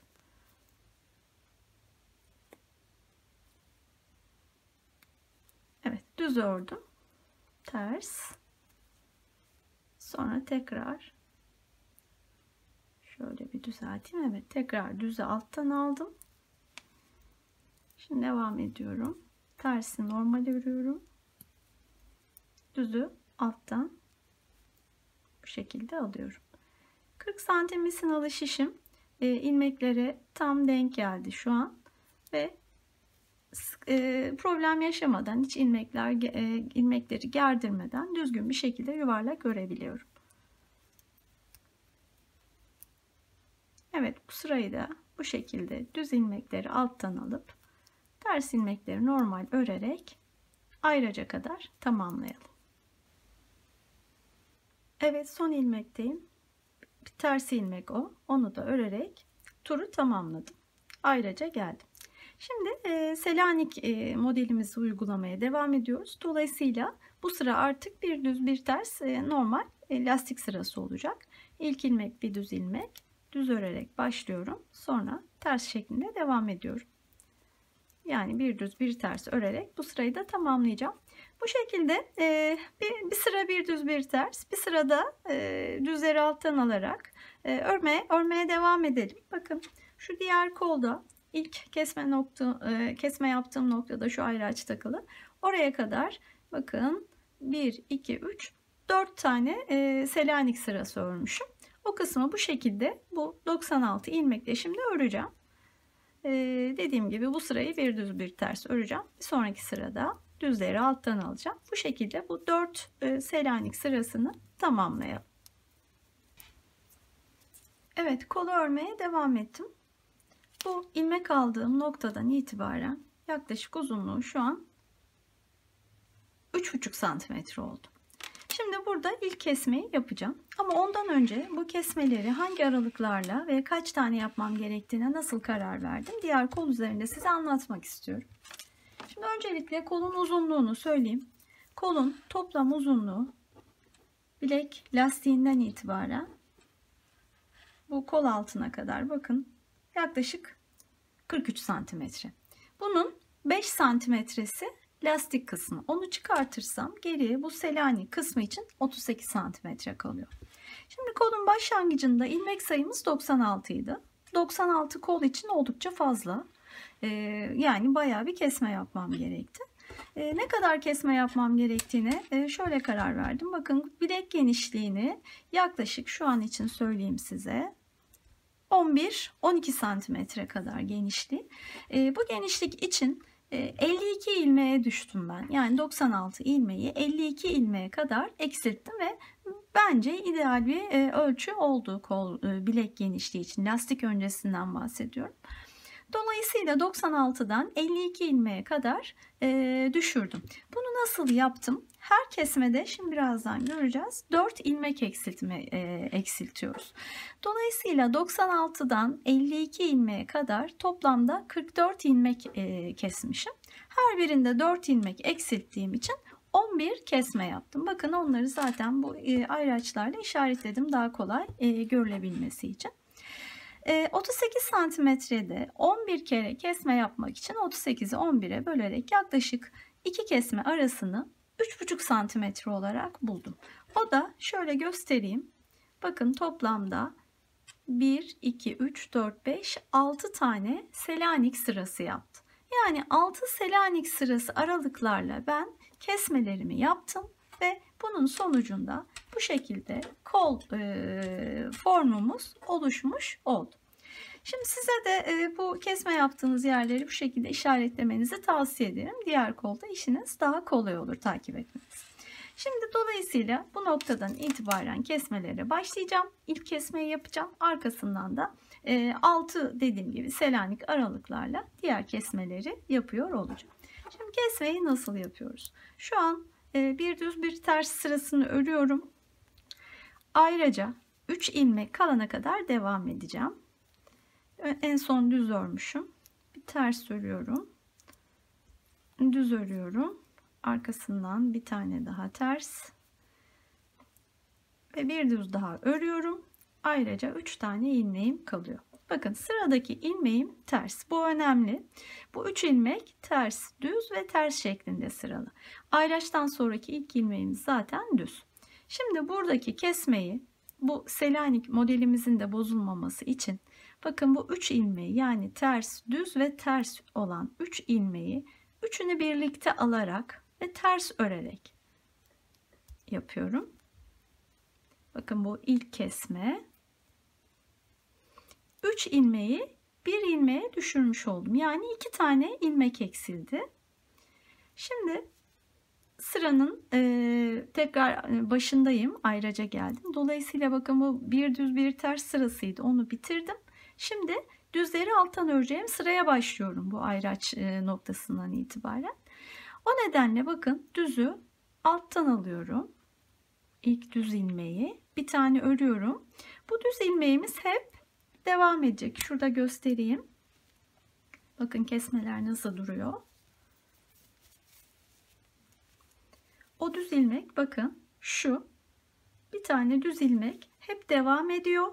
Bu düz ilmeğin kenarlarındaki düzler kesiliyor her seferinde. Bakın 3 ilmek kestiğim için bir ters bir düz bir ters 3 ilmeği birlikte örüyorum, terse çeviriyorum. Dolayısıyla tek terse dönüşmüş oluyor. Yani hep bu düz ilmeğin etrafında yapacağız kesmelerimiz. İşte o düz ilmek burada bakın bu ayraçtan sonraki ilk ilmek. Onu alttan alarak ördükten sonra yine aynen bu tarafta olduğu gibi bakın ters düz ve ters olan 3 tane ilmeğe geliyorum. Onları birlikte alıyorum. 3 ilmeği.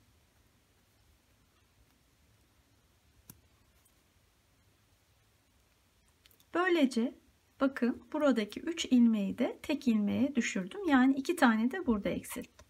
Bu düz ilmeğin bu tarafında 2 tane kestim. Bu tarafında da 2 tane kestim. Toplamda 4 tane ilmek eksiltmiş oldum bir eksiltme sırasında. Bu ilmek ters ördük. Arkasından zaten gelen ilmeğimiz düz bakın. Onu da alttan alarak örüyorum. Bu alttan alma sırasındayım çünkü. Tersi örüyorum. Sonraki düzü alttan alıyorum. Tersi örüyorum. Sonraki düzü alttan alıyorum. Evet, eksiltmemizi yaptık ve normal model uygulamamıza devam ediyoruz. Şimdi bunu bu şekilde devam edeceğiz. Aradaki sıralar 6 Selanik sırası olduğunda ya da 3,5 santimetre olduğunda aynı işlemi tekrarlayacağım. Yani bir düz bir ters ördüğüm sıranın sonunda ayrıca 3 ilmek kalana kadar öreceğim. Ve o 3 ilmek ki onlar ters, düz ve ters olan ilmekler birlikte alacağım. Arkasından düzü öreceğim. Yine alttan alarak öreceğim o düzü.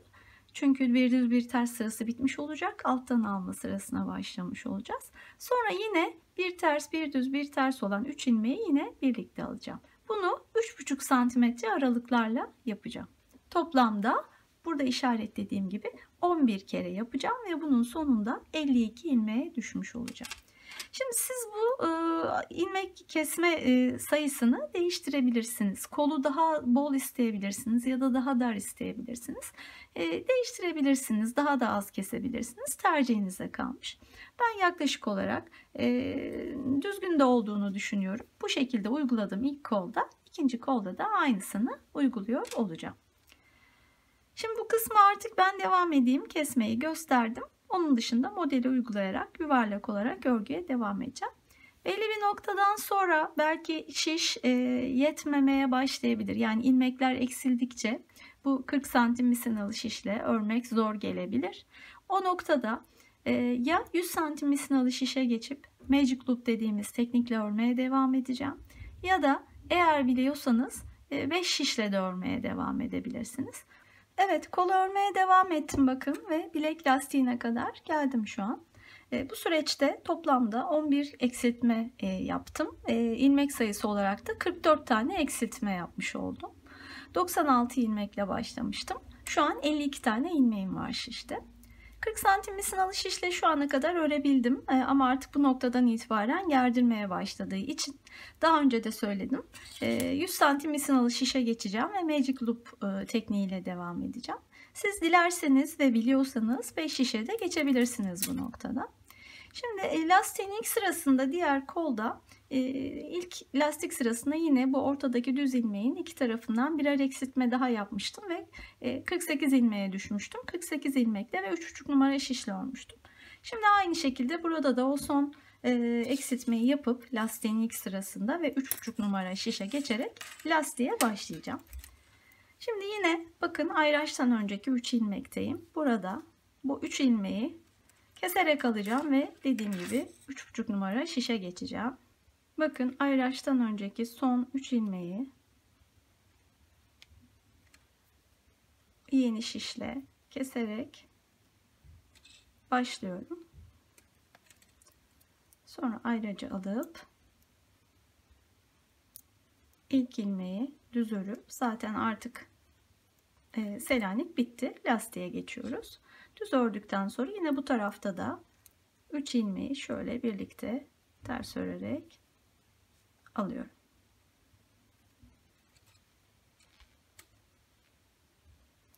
Böylece bir kesme daha yapmış olduk lastiğin ilk sırasında ve örmeye devam edeceğiz. Şimdi ilmek sayımız 48'e düştü.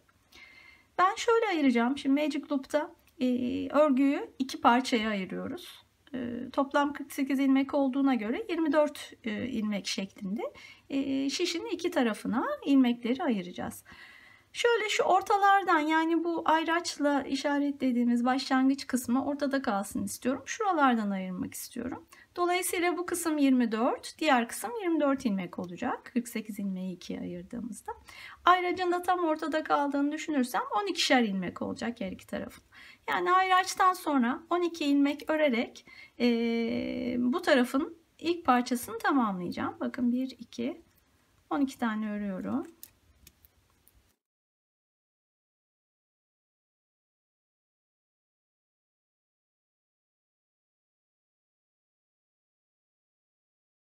Evet, 12 tane ilmeği ördüm. Şimdi bu benden taraftaki 24 ilmeği tamamlayabilmek için ön şişte bu taraftan da 12 tane ilmek alacağım şişe. Şimdi de bu sırada ayarlayarak alıyorum ki örerken kolay olsun diye. Siz örerek de devam edip istediğiniz noktadan da ayırabilirsiniz. Şöyle tercih ediyorum ben. Şu şişi de geriye çekip buradan 12 taneyi daha bu tarafa alacağım. Bu 3,5 numaralı şişe.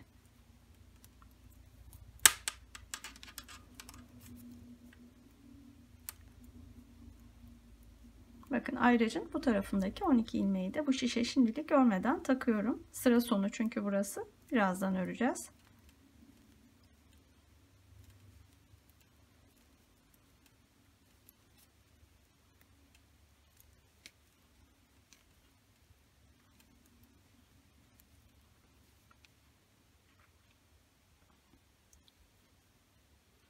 On, 11 ve 12. Evet, şu an şişte toplam 24 ilmek, yani ilmeklerin yarısı oluştu. Şöyle yapacağım. Bakın tekrar geriye çekiyorum şişi.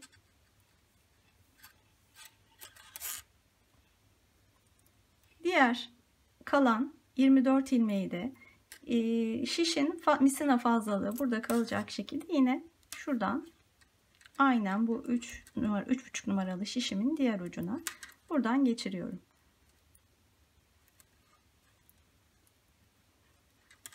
Şu an bu 4 numaralı şişi boşa çıkarmış olacağım bu şekilde. Şimdi iki noktadan bölüyoruz örgüyü bu şekilde örebilmek için. Ben bu iki tarafa getirdim. Siz dilediğiniz noktadan da yapabilirsiniz. Yani ben şurayı ortalamış oldum.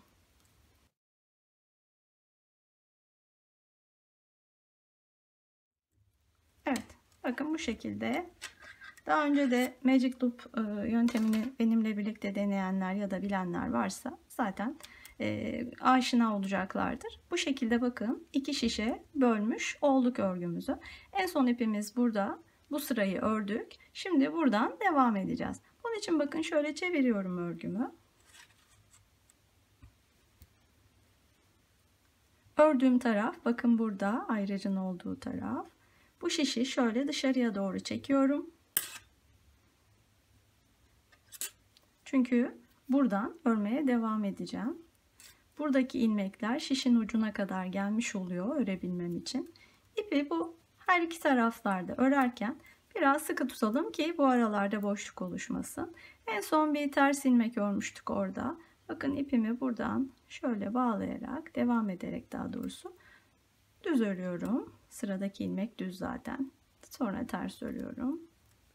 Ve oldukları gibi ilmekleri düz ve ters örerek devam ediyorum. Artık zaten lastik öreceğiz sadece. Bütün ilmekler olduğu gibi örülerek lastik örmemize devam ediyoruz. Şimdi şu noktaya kadar örelim.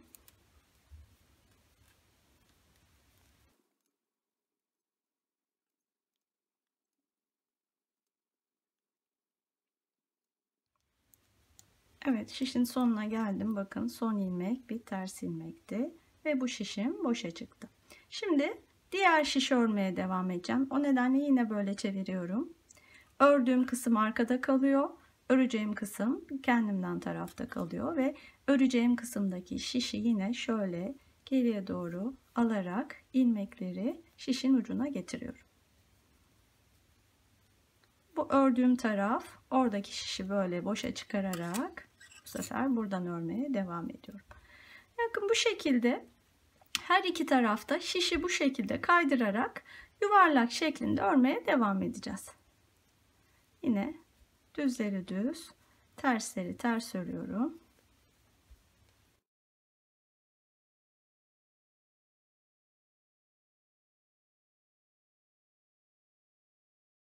Başlangıç noktasına geldim bakın. Burada yine devam ederek aynı şekilde öreceğim. Sıramız hep bu noktada başlıyor ve bu noktada bitiyor. Bir sırayı tamamladık. Şimdi ikinci sıraya başladık. Evet, bakın yine bu şişi tamamladık. Boşa çıktı ve çevirdim örgüyü.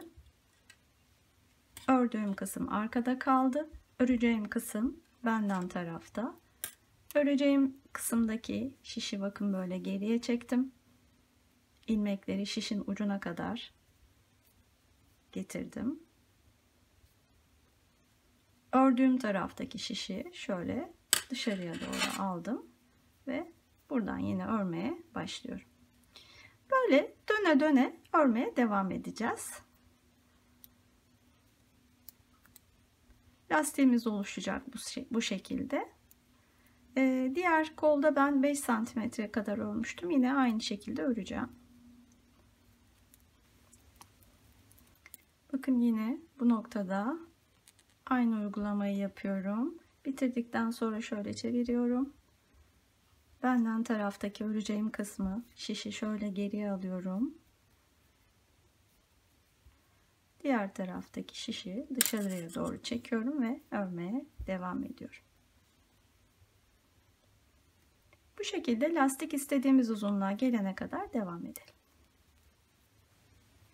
Evet, lastiği ördüm. 20 sıra kadar oldu. Uzunluğunu da söyleyeyim tekrar size. Yaklaşık 5-5,5 santimetre kadar. Şimdi tıpkı etek lastiğinde uyguladığımız gibi ilmekleri kesip kapatacağız. Başlangıç noktasındayım. Buradan itibaren ilmekleri kapatmaya başlıyorum. Yine örerek kapatacağız. İlk düz ilmeği örüyorum. İkinci ters ilmeği örüyorum. İlk ilmeği ikinci ilmeğin üzerinden geçiriyorum. Düz ilmeği örüyorum. Bir önceki ilmekle kesiyorum. Çok sıkı tutmayalım elimizi. Bilek kısmı gergin olmasın. Bu şişteki son ilmeğe geldim. Bakın burada şöyle yapabiliriz. Önce bunu da keselim. Sonra şöyle çevirip buradan devam edeceğiz. Yine bu şişi şöyle geriye alıyorum. Bu ilmeği şuraya geçiriyorum bakın.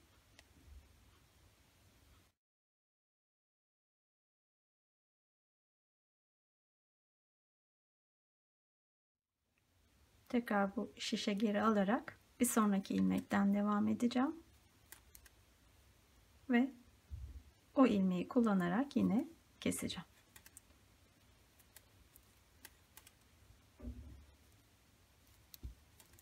Bu şekilde ilmekleri kapatmaya devam edelim. Bitiş noktasında yine Etek lastiğinde göstermiştim bitiş ucunun daha düzgün durması için yaptığımız uygulamayı. Onu da yaparak örgümüzü tamamlayalım. Evet, kol lastiğini ilmekleri kapatarak tamamladım. Böylece kazada tamamlamış oldum. Yakadan başlayarak tamamen dikişsiz bir şekilde ve tek parça halinde ördüğümüz, oldukça da emek verdiğimiz bir çalışma olmuş oldu. Beden genişliği şu an için 56 santimetre. Başlangıçta small ya da medium beden olarak aslında başlamıştım ama Selanik modelinin doğası gereği şu an bu ölçülerle rahatlıkla large bedene uygun bir kazak oldu. Eğer small ya da medium beden yapmayı arzu ederseniz tavsiyem şöyle olur. Burada ben 40 artırma yaptım. Large beden oldu dediğim gibi. Small beden için yaklaşık olarak 32. Medium beden için de 36 kere arttırma yaparsanız yaklaşık aynı kalınlıktaki bir ip ve şişle bence uygun olacaktır. Ayrıca bu kol altında 5 tane ilmek artırmıştım her iki tarafta. Onları da 3 ilmek olarak almanız small ve medium bedende daha uygun olabilir. Tabii ki siz farklı ip veya şiş kullanırsanız yine benzer özellikle bir kazağınıza ölçerek beden ölçülerini ona göre artırmalarınızı yaparsanız daha sağlıklı bir sonuca ulaşmış olursunuz. Evet, böylece güzel bir projenin daha sonuna geldik. Dediğim gibi oldukça emek verilen bir çalışma oldu. Umarım sizler de sever ve yapmayı arzu edersiniz. Beni izlediğiniz için çok teşekkür ediyorum. Kanalımı takip etmeyi unutmayın lütfen. Beğeni ve yorumlarınızı esirgemeyin. Bir sonraki videoda görüşünceye kadar şimdilik hoşça kalın, sevgiyle kalın.